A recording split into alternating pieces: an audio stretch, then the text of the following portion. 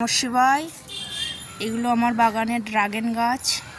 এই একটা আর এই পাশে দুটো আছে। এই যে এইটা আমার তৈরি, ওই পাশেরটাও আমার তৈরি হাতে। এবার মনে হচ্ছে ফল দেবে। খোল ভিজানো জল ছাড়া এই এতদিন কিছুই দেইনি। আজকে ভাবছি একটু ড্রাগন গাছে খাবার দেব। তার জন্য আমি এই যে গোবর সার নিয়েছি আর হাড় গুঁড়ো, এই দুটো একত্রে মিশিয়ে নিয়ে গাছের গোড়ায় দেব।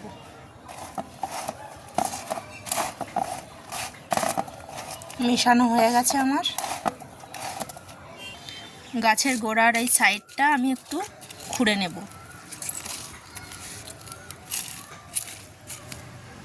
এই গাছের গোড়াটা আমি খুঁড়ে নিয়েছি, এই গাছের গোড়াটা আমি খুঁড়ে নেব। পাতা দিয়ে ঢেকে রেখেছি গাছের গোড়াটা, কারণ এত পরিমাণে রোদ্দুর বেড়ে গেছে যে সকালে জল দিলে আর বিকালে জল থাকে না। ওই জন্য আমি গাছের কিছু পাতা দিয়ে গাছের গোড়াটা ঢেকে রেখেছি। এই যে মাটিটা পুরো স্যাঁতস্যাঁতে রয়েছে। আর এরা তো জল পছন্দ করে। এর গাছের গোড়ার চারি সাইড খুঁড়ে নেব আমি। এরা জল পছন্দ করে, কিন্তু গাছের গোড়ায় জল দাঁড়িয়ে থাকলে আবার গাছের গোড়া পচে নষ্ট হয়ে যাবে। গাছের গোড়ার পাতাগুলো সরিয়ে আমি একটু দূরত্বে গাছের গোড়ার চারিপাশ খুঁড়ে নিয়েছি। গোবর সার আর হাড় গুঁড়ো মিশিয়ে নিয়েছি। তার জন্য আমি তার সঙ্গে আমি এক মুঠো এই যে নিমখোল মিশিয়ে নেব।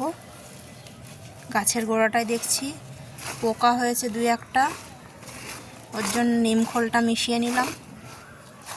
এটা আবার আমি গাছের গোড়ায় দিয়ে দেব।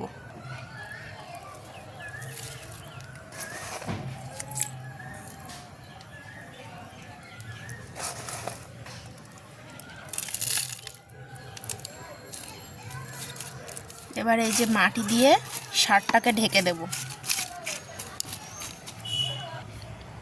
গাছের গোড়ায় সার দেওয়া হয়ে গেছে, এবার মাটি দিয়ে আমি ঢেকে দিচ্ছি। আর ড্রাগন গাছ এমন জায়গায় রাখতে হবে যাতে সারাদিন রোদ্দুর পড়ে।